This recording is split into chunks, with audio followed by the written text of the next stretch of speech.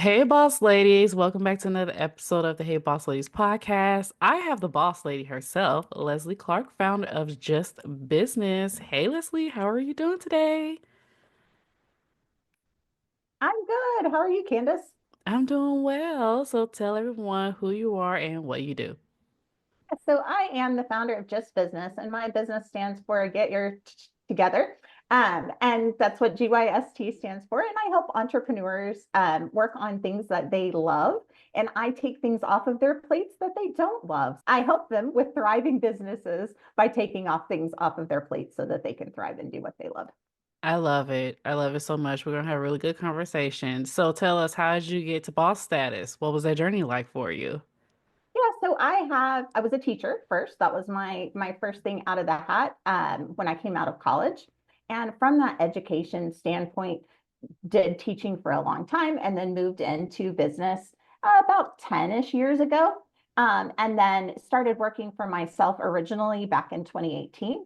And I actually worked as a business manager, virtual business manager for ranchers at that time, which is, totally not the norm, but it worked. And it was a great experience to help me get on this business journey. And then about a year ago, I started the business that I'm currently running, which is Just, which does very similar work with virtual business manager, but for a variety of different industries, not just in ranching. So went from education, then kind of like into the corporate realm a little bit, then into entrepreneurship, back into corporate, and then back into entrepreneurship again. So I like to say my path is very, very winding. But every experience, I've like gained little pieces along the way that have helped me develop this business that I have now. And I feel like teachers and educators in general, we have a lot of skill in, you know, talking to parents, talking to kids, trying to get kids to do, a variety of things and trying to have conversations with parents. We're the ultimate like customer service people, I feel like. And so I take those skills and have, implemented them into the business world. And then also just the ability to break down tasks and, make lesson plans of sorts, which is essentially what business plans are. And taking all of that information and putting it over there. So a winding path, but I feel like each little part has led to me, developing expertise in helping entrepreneurs. Oh, I love this so much, and I'm so happy you mentioned the winding path because I know there's plenty of boss ladies out there, especially me, who have been in the winding path and have been dibbly dabbling or pivoting and shifting and all kinds of all those things. Like, and then we sit here and we wonder, like, I'm supposed to be sticking with one thing. I need to do one thing for the rest of my Right. life. But when we go on those paths and those journeys and we're learning those different things, those things actually lead up to something greater. Yeah. And we don't realize it. We just thinking I'm wishy-washy, but no, it might lead up to a greater purpose. And that's the beauty of entrepreneurship. I love it. Yeah, no, for sure. There's a Elizabeth Gilbert who's an author, did Eat, Pray, Love, and all of those kinds of things. But anyway, she talks about being a hummingbird as opposed to a jackhammer. And hummingbirds take obviously little bits from each flower, but they take something from this flower and putting it over to a different one. And so she talks about that from a, life journey standpoint. You're taking little bits of what you learned and you're depositing it to the next event that you did.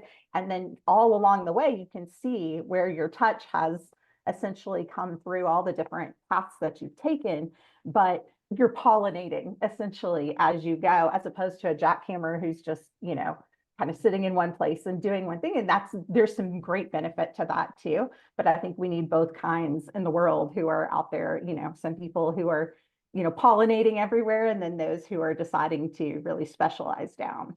So Yeah, that's where you get the visionaries and the worker bees. exactly, Yeah. exactly. So speaking of pivot, what's one pivot that surprised you the most and taught you something game-changing about yourself? I mean, I would definitely say for myself, the pivot from education into the business world was a huge one. About a decade ago, when I made that decision, I was making that decision for my family, my finances, my whatever, to go into the business world. And I had up to that point only been an educator. And, the worlds are similar, but very, very different and how they operate.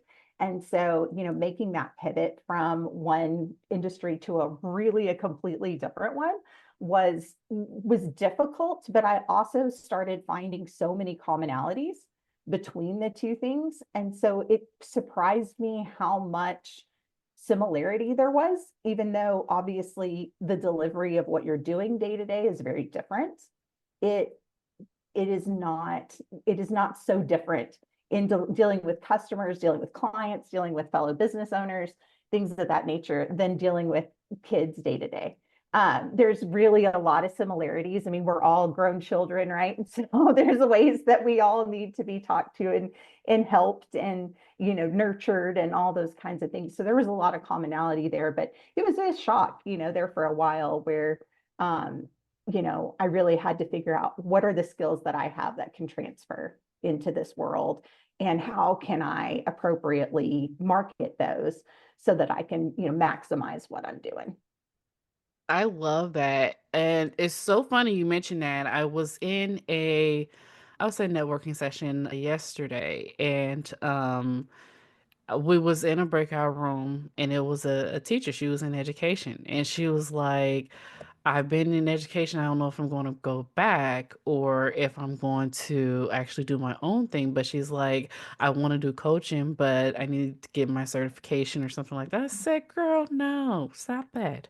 I said, no. I said, Yep. we're not living in the world now where you need all your certificate. You need this.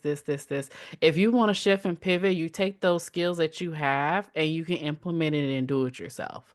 Totally. Like, I love the world that we living in now because anyone can actually make money. And as long as you have a skill, you can create your own thing based on those skills that you already have and build something off of that. Yeah, no, absolutely. And I think that's one of the things that's like we all know what you start out doing at 18, going to college and you have a career in whatever. Most of us didn't stay in in that field. Most of us have pivoted somewhere. And the ones that have sometimes wish they could pivot out of it, but they feel like they can't for whatever reason. And so the ability to pick up your skills and go, hey, we're in 2025, let's figure out what kind of job I can do to, for myself, business I can start for myself that utilizes the skills that I know I'm good at and just go for it. Even potentially the skills that you train for that maybe you don't want to do them for corporate, but maybe you want to do them for yourself, and so there's all kinds of possibilities today for people who are wanting to pivot and who desire entrepreneurship, obviously.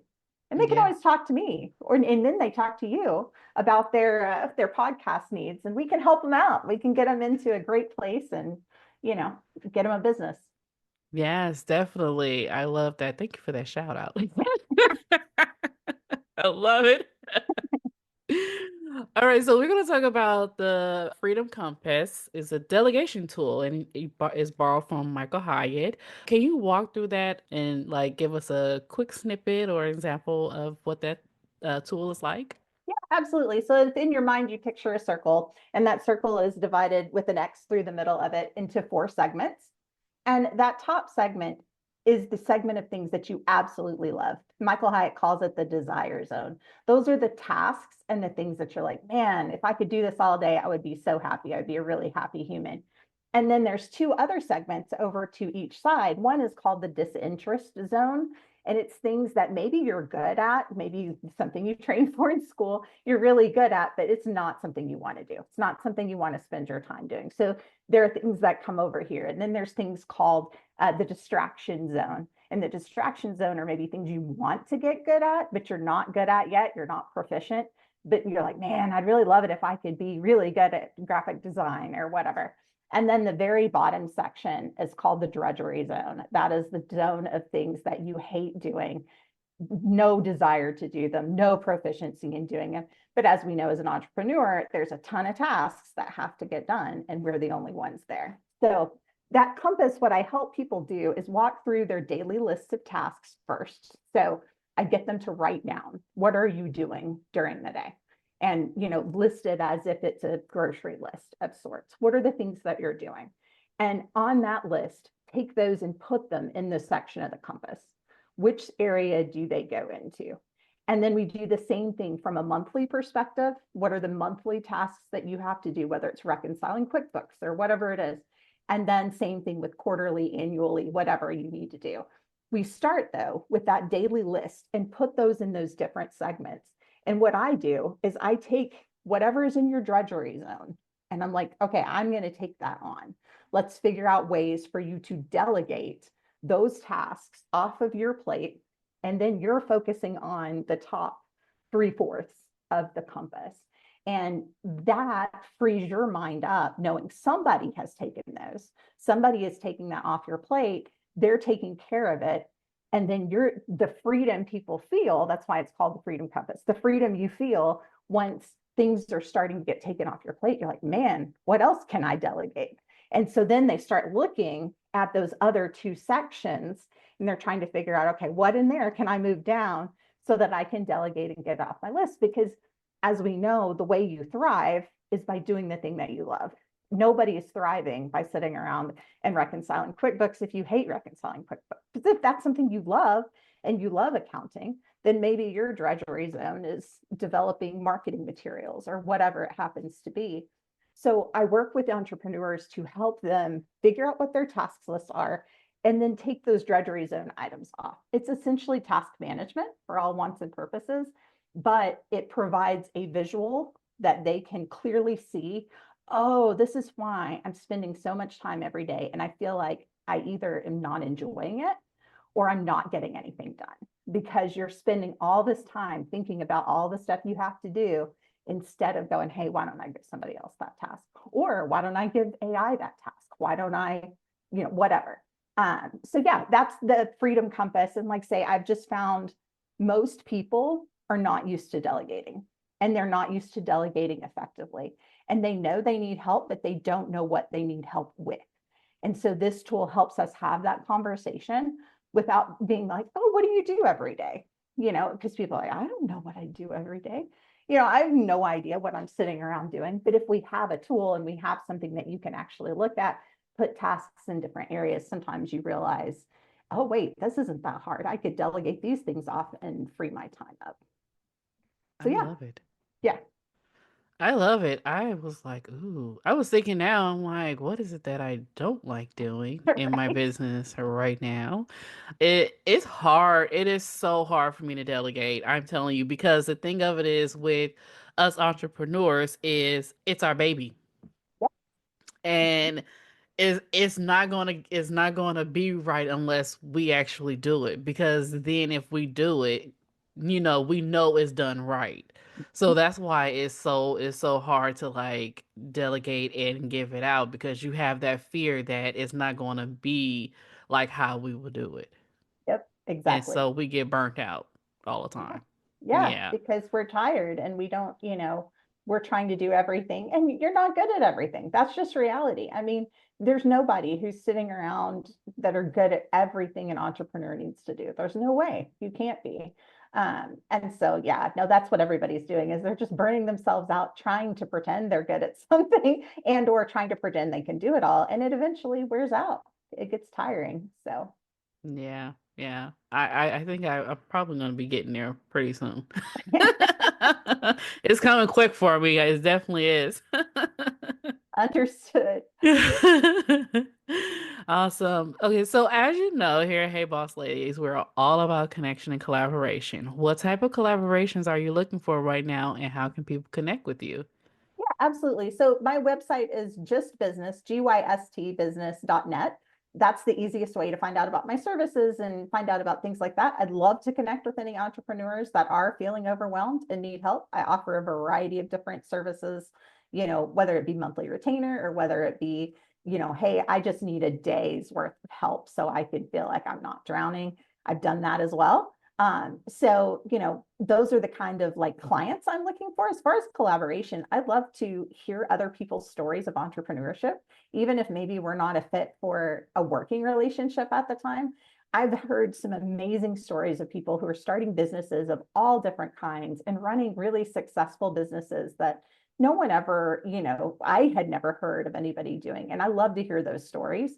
So I always love to connect with people just to hear their stories because I find them fascinating. I feel like it helps, them to be able to talk about what it is they do. I love hearing about it because I love to hear what all is going on in the entrepreneurial world. So yeah, I'm looking to connect with a variety of different people and females especially who are doing running their own businesses. I'd love to hear about other boss ladies and their businesses and how I can support them as well. Are there some free tools I can give you? Are there some, resources that I can point you to or whatever? So yeah, looking for collaborations in all those areas. That's amazing. I love that. As soon as when you start talking, I said, "Oh, Leslie, we got to get you a podcast. The stories of entrepreneurship or something like that." Since you like listen to them stories, so let's think about getting you a Hey, podcast listen, I going. may or may not have a idea and have been trying to get going, so we'll have to chat later. Yes, definitely. Well, I'm so happy that you came on. Hey, boss ladies. Yes, thanks, Candace. I loved it.